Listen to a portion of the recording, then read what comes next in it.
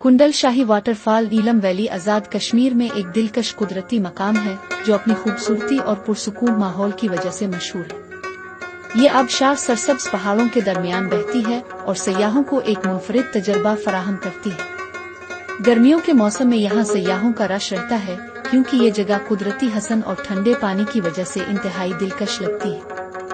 यहाँ पहुँचने के लिए आप मुजफ्फराबाद से नीलम वैली की तरफ सफर कर सकते हैं, जहाँ रास्ते में कई खूबसूरत मकामात भी देखने को मिलते हैं। कुंडल शाही वाटरफॉल के करीब कई होटल और रेस्टोरेंट्स मौजूद हैं, जहाँ सयाह आराम कर सकते हैं और मकामी खानों का लुत्फ उठा सकते हैं।